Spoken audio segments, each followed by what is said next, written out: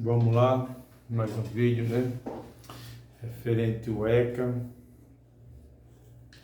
Eu sou José Vanildo Machado, né? Conhecido muito aqui na região do Itaim, Curuçá, como Irmão José, tá? Como Irmão José. Conselheiro titular por 12 anos. Minha gestão terminou agora dia 10 de janeiro de 2024.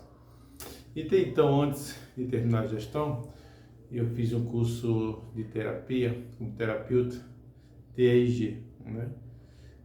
É um desejo do meu coração. Eu sentia que, como conselheiro tutelar, não continuaria a missão, mas continuaria como terapeuta, como coordenador do fórum, como infância, que é meu papel defender a infância daqui para frente. Acho que é a política que que eu vou ingerir daqui para frente a infância. E vamos lá. Algumas pessoas ficam falando o seguinte: para que o ECA? Né? Para que o ECA? Estatuto da Criança e Adolescente. Para quê? Aí fala: eu fui educado de maneira diferente e eu apanhei muito.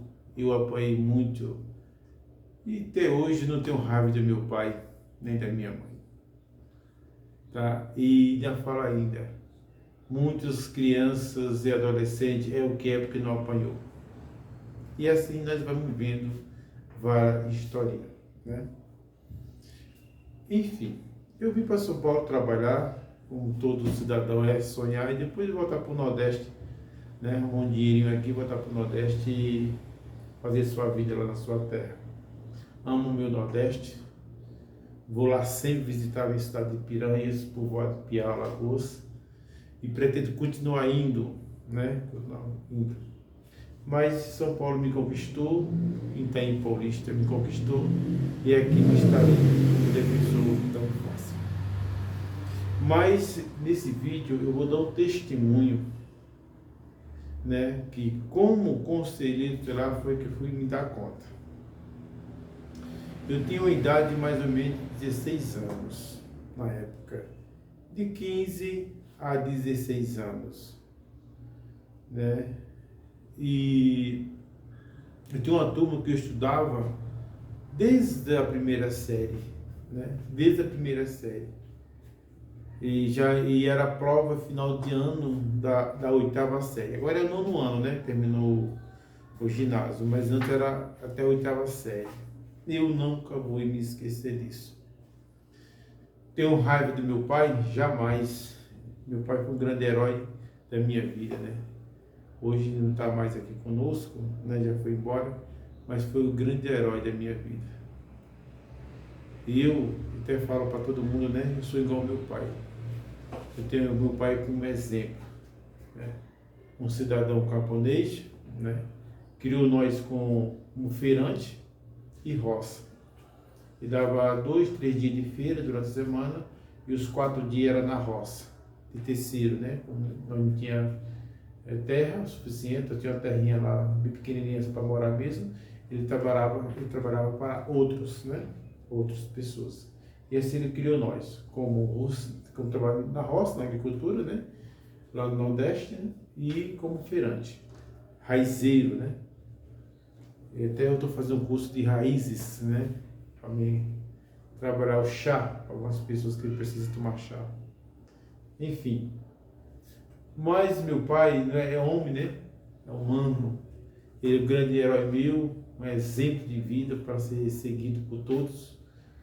Um homem que lutou para sustentar seus filhos. Mesmo na dificuldade, ele nunca deixou faltar o pão de cada dia. Era um guerreiro. Antônio Isidoro Machado, conhecido como Pelé da Cebola, né? Pelé da Cebola, que é um negrão forte, né? Feirante lá no Piau, Piranhas, trabalhou muito d'água, Riacho Grande, ele dava muito feio em Riacho Grande, né? Quando tinha as missões de Frei Damião, ele sempre colocava uma banquinha de doce. Meu pai é um grande exemplo para ser seguido.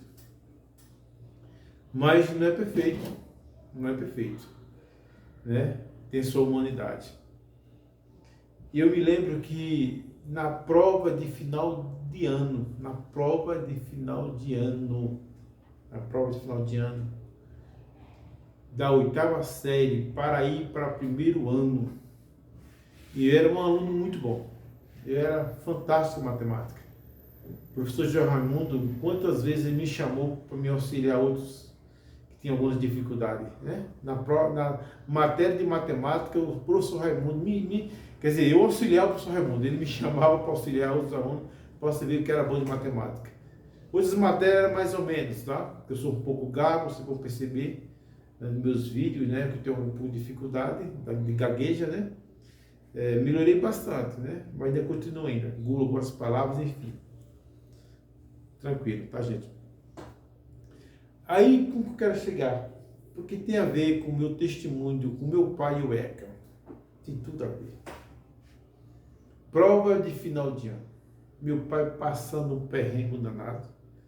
Ele falou, meu filho, nós vamos para o sul. Né? Toda época, quando tem dificuldade lá no Nordeste, principalmente do meio do ano até o final, até dezembro, antes das primeiras chuvas, o povo ia para o sul, cortar cana, trabalhar no sul, né? Trabalhar na pirata, no fumo, limpando fumo. E meu pai me chamou, e eu era aquele adolescente, mais próximo dele.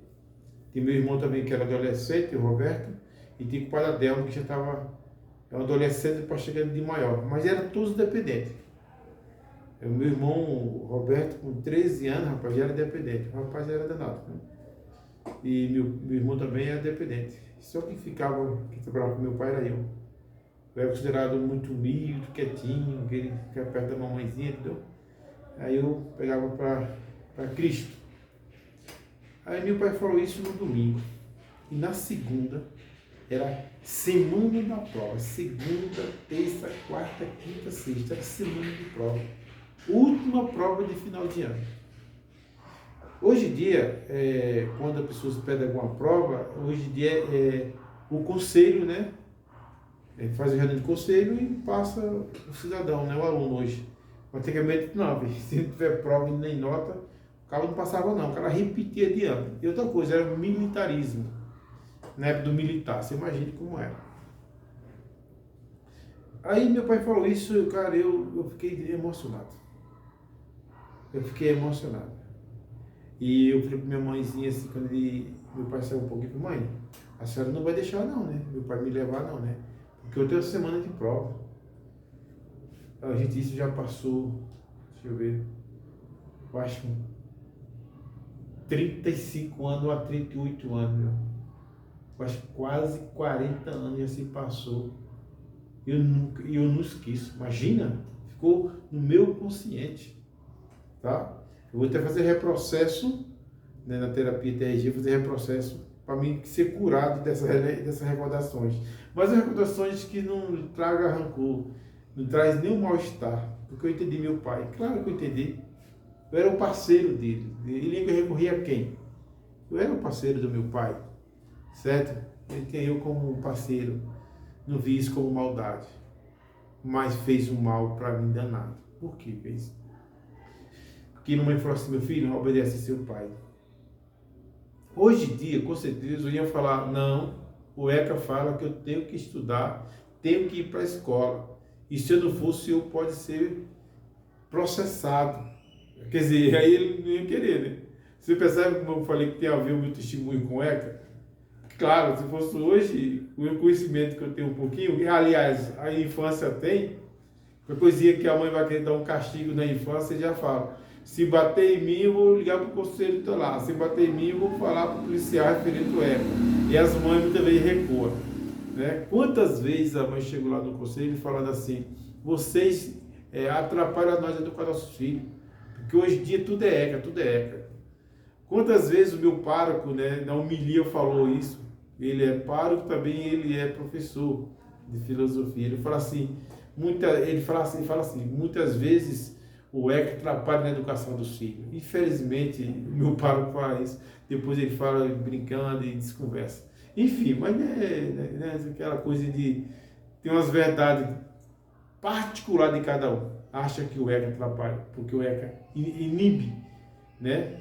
Enfim, Se naquela época tivesse o ECA, com certeza eu falaria, meu pai, eu não posso. Segundo o ECA, eu tenho que fazer a prova, porque é prova de final de ano.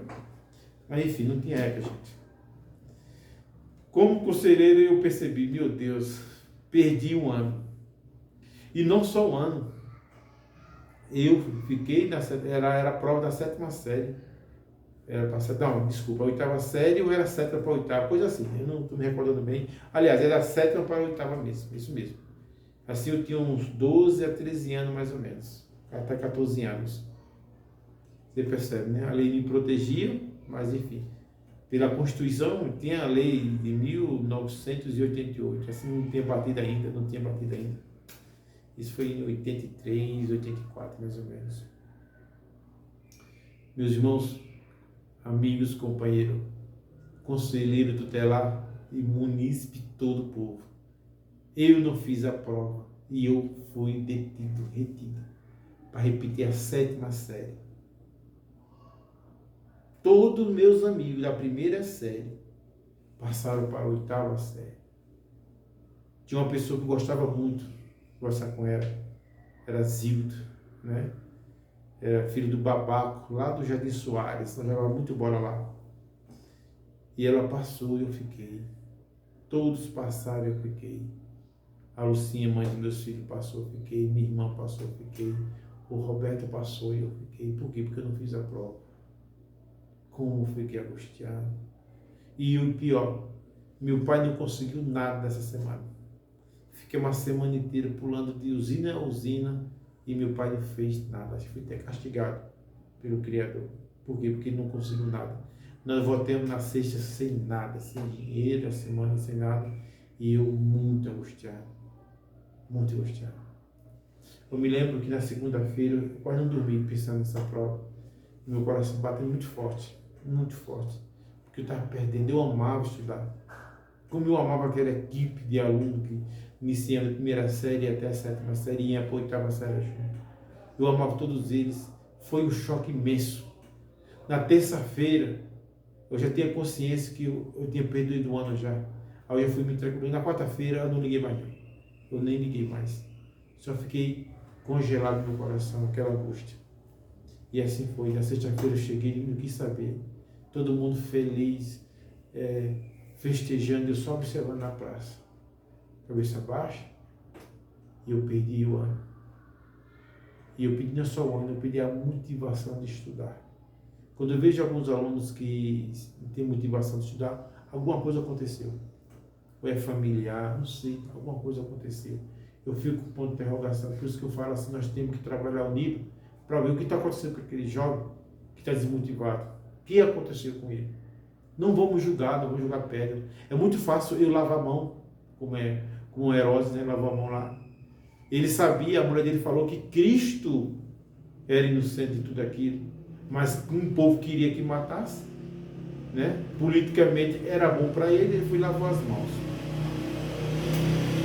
Quantas vezes nós lavamos as mãos para que o outro se vire? Quantas vezes lavamos as mãos para que o outro se ferre? Quantas vezes? É preciso nós parar de lavar as mãos. É preciso. Por isso, quando vi um jovem, um adolescente que não queria mais estudar, eu me reprocessava e relembrava há 38 anos atrás, há 40 anos atrás, como eu fiquei desmotivado. O meu pai era semi-analfabeto. Para ele não tinha muito entendimento de estudar. Ele fala que tudo é frescura estudar. A minha mãe é analfabeta até hoje. Minha mãe não conhece número, é feirante, é raizeira, continua a missão do meu pai. Mas minha mãe não sabe nada, ela conhece dinheiro. Quando eu perguntei para ela, ela falou, não, dinheiro eu conheço. Eu passo troco de 100, 200. Mas um dia eu mostrei para ela a conta, ela falou assim, meu filho, quanto veio aqui de água aqui? Fui passar em Alagoas, ela falou para mim.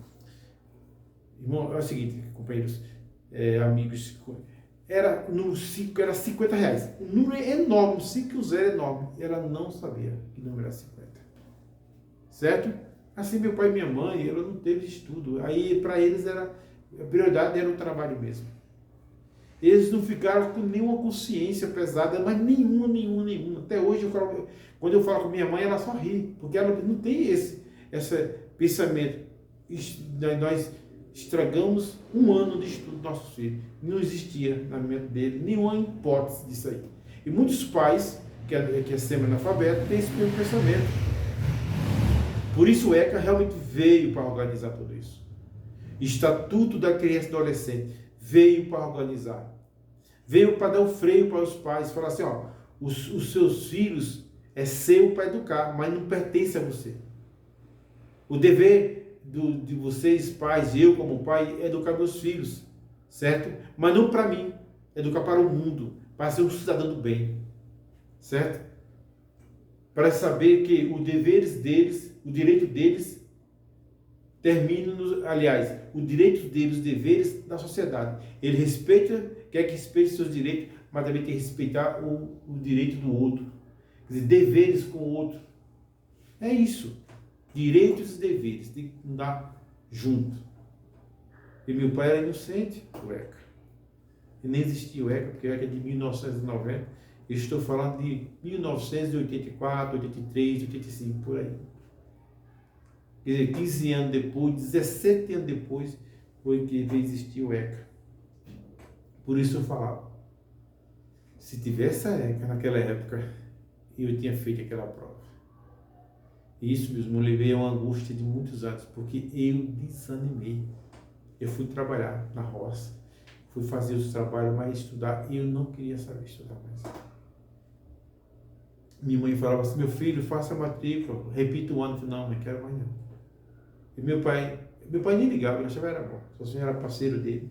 Eu ia para a roça com ele, eu ia para a feira, mesmo preguiçoso, quando gostava muito de roça. Ele ria, falava que era muito preguiçoso, e era mesmo. Enxada, eu dormia na enxada, não queria. E eu só pensando, meu Deus, eu preciso fazer algo. Esse algo não está aqui. Eu preciso ir para lugares grandes que eu não conheço, não sei onde é, mas eu quero ir, eu tinha sonho. Não sabia, eu nunca iria em São Paulo. Imagina, lá em Alagoas, em Piranhas, o Vale do Piau, São Paulo, é uma fantasia muito grande. Certo? Mas foi aqui em São Paulo que eu vim, com 18 anos, através do meu irmão, que hoje está aqui no meio de nós. Trabalhei na primeira empresa que trabalhei foi CBPO, trabalhei na cozinha. Tornei meu oficial de cozinheiro, fiz várias outras coisas, meu oficial de predeiro, tornei-se vigilante, enfim. Cheguei, estou aqui na defesa da criança e adolescente. Um cidadão que sofreu no passado a negligência do pai, mesmo grande herói, meu herói, mas sem conhecimento, semi-analfabeto. Para ele, a enxada é uma caneta. Me tirou da prova de final de ano. Ele nunca imaginou que eu estava com aqueles meus amigos desde a primeira série. 7 anos junto, passando junto. E quando chegar na 7ª para a 8ª série, ele permitiu. Ele achava que eu tinha que acompanhar ele para trabalhar e perder as provas de final de ano. Isso marcou a minha vida inteira até hoje, nunca esqueço. Sempre quando eu vejo um adolescente desmotivado, eu fico pensando, tem algo nele. Ele sofreu um choque, alguma coisa aconteceu para esse jovem não querer estudar. Porque, gente, eu não entendo, é maravilhoso estudar. Eu vejo a minha filha ama estudar. Meus filhos tudinho amam estudar. Todos estão bem, graças a Deus, hoje. Todos estão bem, por quê? Por causa da escola, o estudo. Estudo é tudo. Tá? Esse é um pequeno testemunho, segundo o irmão José, a vivência com sua família há uns 35 anos atrás. E o ECA tem tudo a ver. O ECA é defesa de criança e adolescente. Lugar de criança, lugar de jovem, da escola. Estudar, fazer curso, fazer faculdade para a vida. Ser um grande profissional, ser um grande herói. Tá? Viva o ECA. Logo, logo o ECA vai fazer 34 anos. Vamos defender. Certo? Alguns que criticam porque no passado sofreu alguma coisa. Certo? Mas vamos valorizar o ECA. Vamos purificar o ECA. Vamos fazer valer o Estatuto da Criança e Adolescente. Tá bom? Um abraço, até o próximo vídeo.